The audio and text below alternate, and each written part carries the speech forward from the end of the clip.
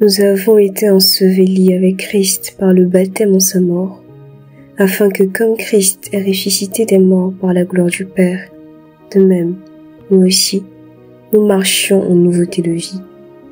Ainsi, si quelqu'un est en Christ, il est une nouvelle créature. Les choses anciennes sont passées. Voici, toutes choses sont devenues nouvelles. C'est pourquoi nous ne perdons pas courage, car alors même que notre homme extérieur se détruit, notre homme intérieur, lui, se renouvelle de jour en jour.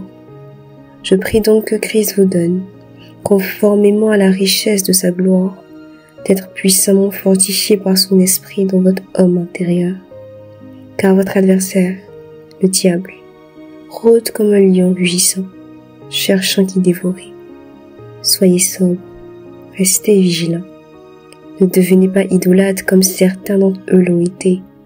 Selon ce que rapporte l'Écriture, le peuple s'assit pour manger et boire, puis il se leva pour se divertir.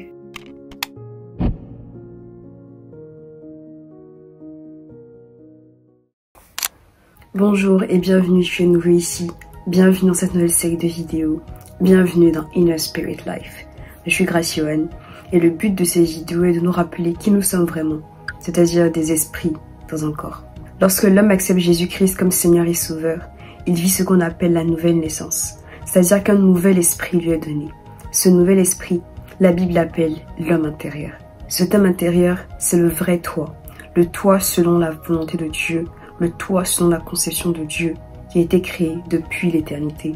Et cet homme intérieur a une vie, il a des besoins qui sont propres à lui.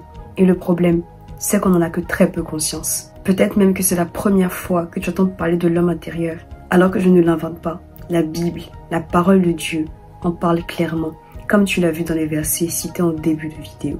Et la conséquence de ce manque de conscience, c'est qu'on ne fait pas attention à notre être intérieur, autant qu'on a conscience et qu'on entretient les autres parties de notre être. Tu as ton corps, que tu nourris quand tu as faim, que tu hydrates quand tu es déshydraté, dont tu prends soin en faisant du sport ou des activités physiques pour le maintenir en forme.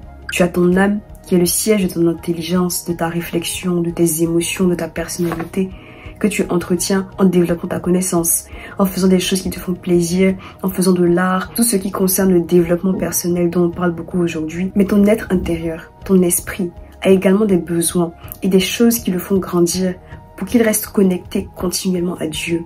Parce que l'homme a perdu le lien qu'il entretenait avec Dieu au commencement.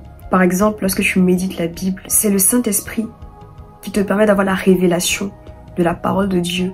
Et cette révélation fait grandir ton être intérieur, fait grandir ton esprit. C'est comme ça que ta foi devient plus ferme. C'est comme ça que même dans les moments difficiles, tu peux rester connecté à Dieu. Tu sais qu'il ne t'a pas abandonné, tu sais qu'il est toujours là pour toi.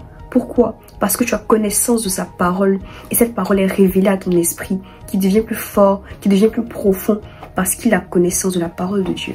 Mais c'est surtout grâce à cette foi que tu peux vivre plus de miracles parce que tu as connaissance et conscience que ce qui s'est passé dans la Bible n'est pas resté dans la Bible. Parce qu'à mesure que tu te nourris de la parole de Dieu, que tu nourris ton esprit avec la parole, elle devient la vérité pour toi. Et c'est ce qui arrive dans ta vie. Parce que la Bible déclare que la foi est une ferme assurance des choses qu'on espère. Donc tu as la ferme assurance que ce qui s'est passé dans la Bible n'est pas resté dans la Bible, mais que toi tu le vivras, que toi tu le manifesteras. Pourquoi? Parce que ton esprit, ton homme intérieur est grandi par la parole qu'il reçoit. Et si tu es capable de négliger la méditation de la Bible, c'est parce que tu n'as pas conscience que c'est la nourriture de ton être intérieur, que c'est le moyen par lequel il devient fortifié. Et les baisses de foi, même si je n'aime pas le terme, que tu remarques dans ta vie, sont la conséquence de la faiblesse de ton esprit. Pourquoi? Parce que tu ne le nourris pas de la parole de Dieu. Parce que tu négliges sa nourriture, alors que tu ne négliges pas la nourriture de ton corps. Alors que tu ne passes pas une semaine sans manger. Sinon, il y aura des conséquences. C'est la même chose pour ton esprit. Un autre exemple, la Bible dit en Proverbe 20, verset 27, que l'esprit de l'homme est une lampe de l'Éternel, qu'il pénètre jusqu'aux entrailles. C'est une grande révélation. Parce que si notre esprit, notre homme intérieur est une lampe de Dieu, ça veut dire que Dieu met sa lumière, la lumière du Saint-Esprit, en notre esprit, pour nous conduire dans sa volonté parfaite. Le mot entraille ici, c'est béten, et ça signifie ventre. C'est lié à la fécondité, à la capacité de se reproduire. C'est lié à la matrice de l'être humain. Si notre homme intérieur pénètre jusqu'à nos entrailles, ça signifie que l'être intérieur, parce qu'il est né directement de Dieu, sait cerner toutes les destinées que Dieu a mis en nous et nous les révèle à mesure que cet être intérieur-là grandit et se fortifie. De façon simple, ne pense pas que ce que je dis est difficile. Je ne t'ai jamais demandé pourquoi est-ce que Adam avait réussi à nommer sans se tromper tous les animaux dans le jardin d'Éden qu'il n'avait jamais vus ni rencontrés. S'il a eu accès à cette connaissance et à cette révélation, c'est parce que son esprit était directement connecté à Dieu. Dieu n'avait pas besoin de lui dire « Adam, voici comment cet animal s'appelle ». La connaissance de ces informations était déjà en son esprit, pas par ses propres forces, pas parce qu'il est tellement fort, pas parce qu'il est tellement grand. On ne fait rien par nous-mêmes, mais parce que il était connecté à Dieu et il avait accès aux informations directement. Son esprit savait déjà, son homme intérieur savait déjà. Mais si la Bible dit que l'esprit de l'homme est une lampe de l'Éternel et que ton esprit est défectueux et que la lampe ne fonctionne pas, comment est-ce que tu pourras recevoir la lumière de Dieu? Si ton esprit n'est pas fort, si ton esprit est faible, il y a une quantité d'informations que Dieu veut te donner, que tu ne seras pas capable de recevoir et tu vas vivre une vie chrétienne pleine parce que tu ne pourras pas recevoir des lumières de Dieu. Alors que l'homme a été créé pour être en communication directe avec Dieu, pour avoir des informations sur lui et sur comment le monde fonctionne. Et c'est ce qui rend le fait d'être chrétien si puissant, parce qu'on a accès à Dieu directement grâce au sacrifice de Jésus-Christ. Et on a un esprit qui est capable de se connecter à lui et d'avoir accès à la connaissance des réalités physiques, mais également spirituelles. Et si tu n'as pas connaissance et conscience de ça, tu vas passer à côté de ta vie avec Dieu et faire des choses sans comprendre pourquoi tu les fais. Et c'est beaucoup trop grave pour qu'on reste à ce stade. Je pourrais citer encore beaucoup d'exemples sur l'importance de l'être intérieur et sur l'importance de grandir avec Dieu, de grandir spirituellement. Mais ce n'est pas l'objectif. Je crois qu'avec les exemples que je viens de citer, tu comprends à quel point l'homme intérieur est important et à quel point avoir conscience qu'il existe et de ses besoins te permettra de pouvoir vraiment te rapprocher de Dieu et surtout d'être plus ferme dans les situations qui arrivent parce que justement tu es fort spirituellement. Donc avec cette série de vidéos, avec Inner Spirit Life, je vais te montrer et faire toutes les choses qui te permettent de grandir ton esprit.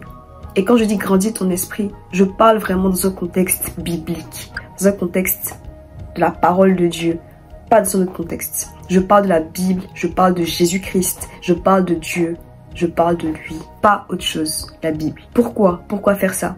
Parce que les gens exposent sur YouTube et sur les réseaux sociaux les moyens par lesquels ils développent leur corps, les moyens par lesquels ils font du sport et ils se sentent bien dans leur corps. Les gens exposent sur les réseaux sociaux tout ce qui est en rapport avec le développement personnel, ce qu'ils font pour se sentir bien en eux-mêmes, ce qu'ils font pour s'aimer. On parle de self-care, on parle de tout ça. Et le problème avec cette exposition de ces choses, c'est qu'on a plus conscience de notre corps et de notre âme que de notre esprit. Alors qu'en tant que chrétien, notre esprit est plus important que notre corps, notre esprit est plus important que notre âme. Donc, il est nécessaire qu'on le développe et qu'on prenne conscience qu'il faut faire également des choses pour développer son esprit de la même façon qu'on prend soin de notre corps qui est le temple du Saint-Esprit, donc bien sûr qu'il faut en prendre soin, ou de notre âme qui est le siège de notre intelligence, et Dieu veut qu'on soit intelligent.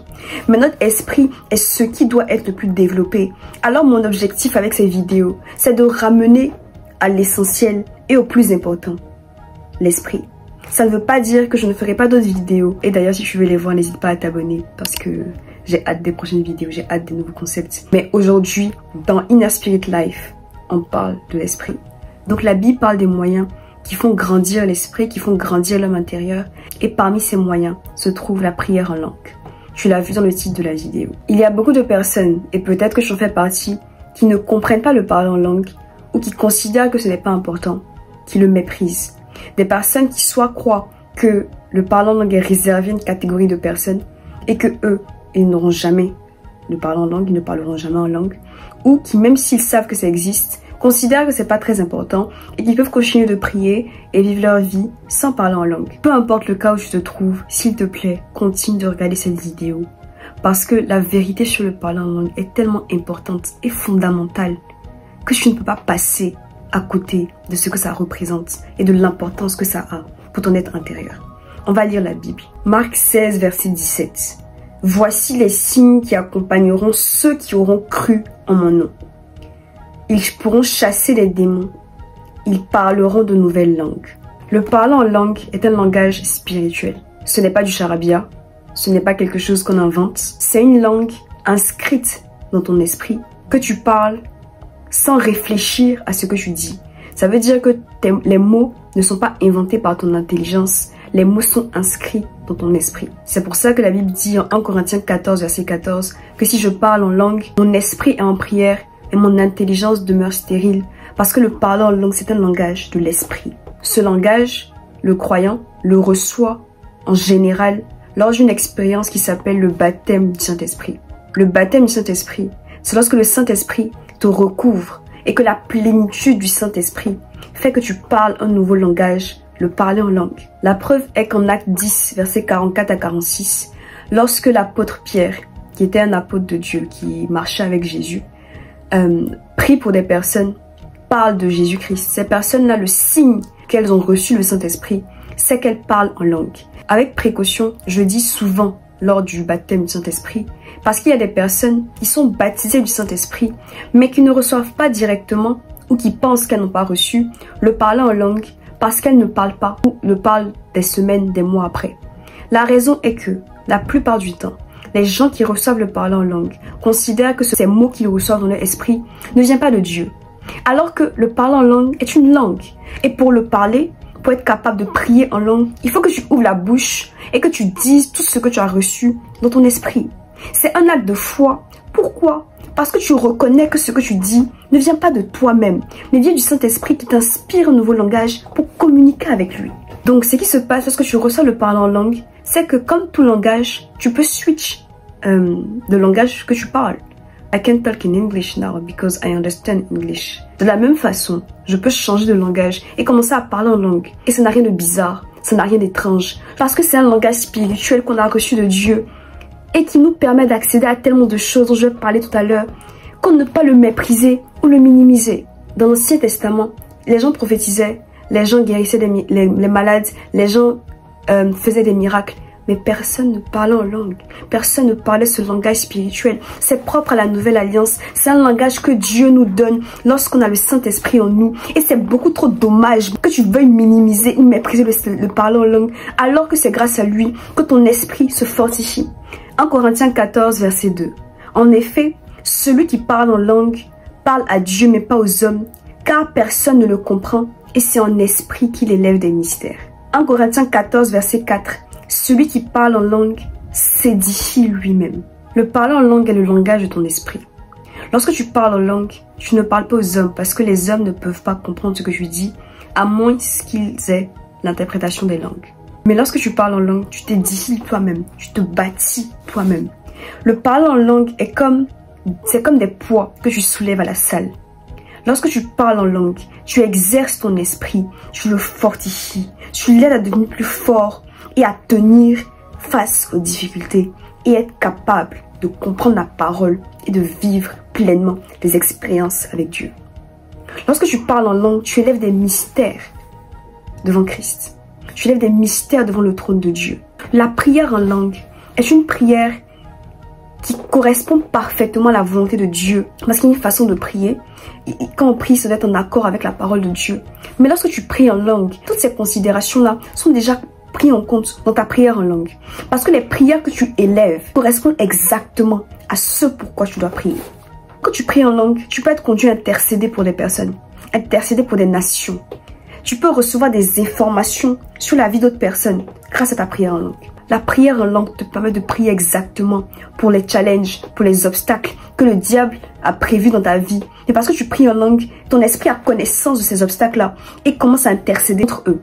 Arrête d'écouter le diable qui parle dans ta tête et qui te dit d'arrêter de suivre la vidéo, qui te dit que le parler en langue n'est pas important, qui te dit que tu n'as pas besoin de ça, tu en as besoin. Comment est-ce que tu peux mépriser, négliger quelque chose que Dieu lui-même est venu te donner parce qu'il considère que c'est important?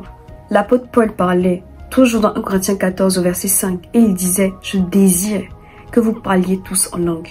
Toujours dans 1 Corinthiens 14, il disait « Je rends gloire à Dieu de ce que je parle en langue plus que vous tous ». Le cœur de Dieu la volonté de Dieu pour ses enfants, c'est qu'on puisse parler en langue, c'est qu'on puisse s'édifier. Et le diable ne veut pas que tu saches ça. Le diable ne veut pas que tu aies accès à cette information. Parce qu'il sait la puissance que tu as lorsque tu bâtis ton esprit en parlant en langue. Je t'en prie, n'écoute pas ce mensonge. N'écoute pas le diable qui te parle. À partir d'aujourd'hui, recherche la plénitude du Saint-Esprit. Demande à Dieu de te baptiser du Saint-Esprit. Demande à recevoir et à avoir la foi pour ouvrir la bouche et dire les mots qui te viennent. Parce que c'est une puissance. On n'a plus le privilège même de perdre le temps. Dieu a besoin qu'on soit fort. Dieu a besoin pour son plan qu'on soit ancré en lui. Ce n'est plus le temps de perdre du temps. C'est le temps de manifester Christ pleinement et d'avoir accès à toutes les vérités de l'évangile. La Bible en parle. À partir du moment où la Bible en parle et que la Bible est ta référence, alors ça doit être dans ton cœur et ça doit te conduire tous les jours. Parce que le parler en langue est puissant. Donc qu'est-ce qui va se passer maintenant? Parce que dans le titre de la vidéo, c'est écrit prier en langue pendant 8 heures. Ce qui va se passer, c'est que je vais prier vendredi de minuit à 8 heures uniquement en langue. Pourquoi? Pour les raisons que j'ai déjà énoncées, pour fortifier mon esprit, pour grandir mon esprit. Parce que c'est comme une séance spéciale de sport que je fais. Je dis que je vais muscler mon esprit. C'est une image.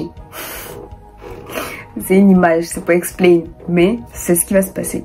Donc, je vais pas filmer pendant le moment où je vais prier. Je vais filmer le avant, 2 heures, 3 heures avant, et le après. Je ne suis pas en train de dire que c'est la période de temps idéale.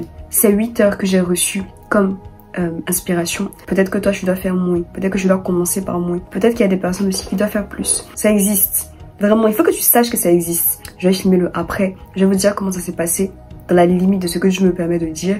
Et voilà, ne sois pas stressé, ne sois pas triste, ne sois pas mal à l'aise à cause de ces vidéos. S'il y a des choses que Dieu t'a dit, sur lesquelles tu dois revenir ou sur lesquelles tu as désobéi, reviens simplement à Dieu.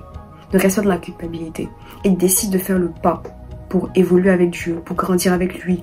Et de toute façon, dans toute cette série de vidéos, donc abonne-toi pour ne pas la rater, on va parler de ce qu'on peut faire pour grandir notre esprit. Et j'ai hâte de ce que Dieu va faire au travers de cette série de vidéos. Je mettrai encore une fois des liens en description avec des enseignements plus longs et plus complets sur le parler en langue et sur la vie de l'homme intérieur, parce que je considère que c'est important et je n'ai pas voulu aller plus loin aujourd'hui parce que c'était pas mon but. Mais je mettrai ça en description. Et si vous avez des questions, quoi que ce soit, vous pouvez m'écrire sur Instagram. Mon Instagram est dans la description également. Et voilà, on se retrouve demain lorsque je vais commencer et pour le après. Donc, à tout à l'heure. Enfin, pas à tout à l'heure, à bientôt.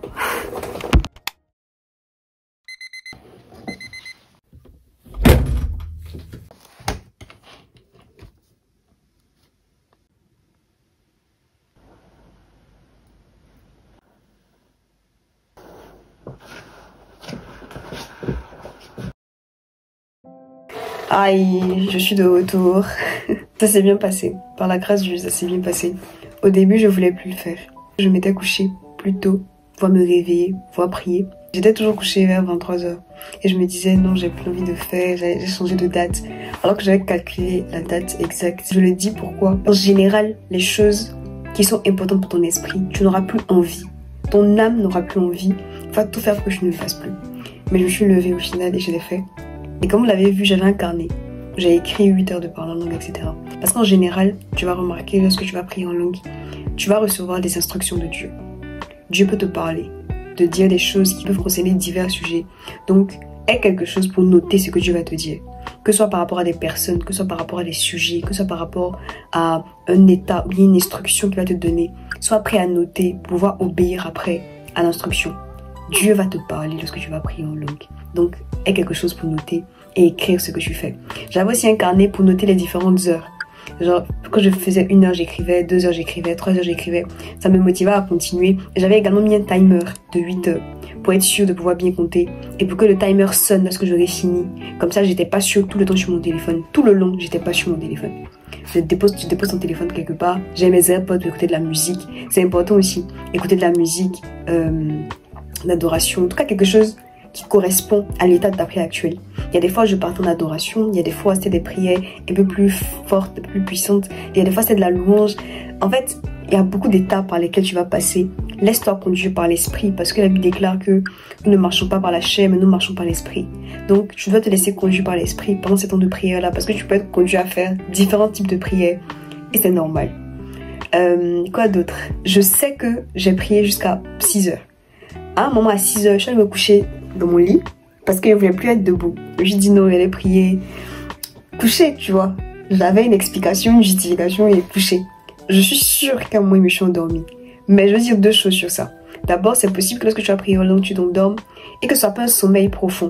Que ce soit un sommeil où tu auras des... Bon, j'ai pas besoin des visions, mais des songes. On va dire ça comme ça. Où tu auras des songes. On va te montrer des choses pendant ton sommeil, ton court sommeil. Ça peut être ça. Ça peut être quelque chose qu'il ne faut pas refuser. Il ne faut pas dire non, je ne dors pas. Il y a des fois, Dieu va te mettre te plonger dans un certain sommeil et puis tu vas recevoir des informations dans ce sommeil-là. Quand tu reviens de ce sommeil et t'en supplie de faire comme moi, parce que cette fois j'ai oublié, note ce que tu as reçu. Ne te dis pas non, je note après. Lève-toi et note. Parce que tu vas oublier. C'est très probable que tu oublies. Deuxième chose par rapport à ça, à un moment, je me suis sincèrement endormie. Je pense vraiment que je me suis endormie parce que j'entendais plus la musique, j'entendais plus rien. Donc, quand je me suis réveillée, il était 8 heures. Donc, ce que j'ai fait, c'est que j'ai rajouté 2 heures après. C'est-à-dire que quand je suis réveillée, il était 8 heures, le truc était fini, mon timer a sonné. Mais je ne me rappelais pas des 2 dernières heures. Entre 6 heures et 8 heures, je ne me rappelle pas de ce que je faisais. Je me rappelle de rien. Je me rappelais de rien. Donc, j'ai rajouté 2 heures en plus pour pouvoir faire les 8 heures. Parce que je me suis dit, ce serait dommage que j'ai prévu de faire 8 heures. Et puis, il se peut que pendant les 2 heures là, c'était ni un rêve, ni un songe, ni rien, juste moi qui me suis endormie. Donc, j'ai ajouté 2 heures de plus pour pouvoir compléter les 8 heures. Après, je me suis endormie toute la journée jusqu'à 19 heures. Donc, quand tu prévois de faire ça, prévois un temps de repos. Parce que ça, ton esprit n'a pas sommeil. Mais ton corps est fatigué, ton âme est fatiguée. Parce que pendant que tu parles en langue, tu peux pas manger, tu peux pas boire. Bon, j'ai bu un peu, mais tu peux pas boire, tu peux pas manger correctement. Donc, il faut que tu prévois un temps où tu cales ça. Je prie en langue à tel heure, à tel moment, rien d'autre. Et tu ne fais rien d'autre que ça. Voilà, c'est un peu ce que je voulais dire. Et ça s'est très bien passé, Dieu a fait grâce. Et je sentais que c'est exactement ce dont j'avais besoin. Mais c'était trop bien. C'était chic. C'était chic. me tuer ici. C'était bien. Donc voilà. J'espère que cette vidéo vous aura plu. On se retrouve la prochaine fois pour une nouvelle vidéo. Et je vous annonce que les vidéos ne sortiront plus à 19h. Elles vont sortir à 20h. Donc 20h selon le GMT européen, Europe centrale, France, etc. Et 18h en Côte d'Ivoire. J'espère que cette vidéo vous aura plu. Moi, elle m'a plu. Et j'ai aimé la filmer. J'ai aimé expliquer. J'ai aimé faire ce que j'ai fait. Et je prie que Dieu vous donne de devenir plus profond dans les choses de Dieu. Parce que ce qui vient de se passer, je ne l'ai pas filmé pour faire genre ou bien pour montrer que je prie. Mais parce que pour moi, ça devrait être notre quotidien, notre mode de vie. Quelque chose qu'on fait de façon normale. Parce que Dieu mérite le temps. Mérite plus. Il mérite tout. Tout. On peut rien lui donner, mais il mérite tout. Donc voilà. On se retrouve dimanche prochain dans une nouvelle vidéo qui n'aura rien à voir avec celle-ci.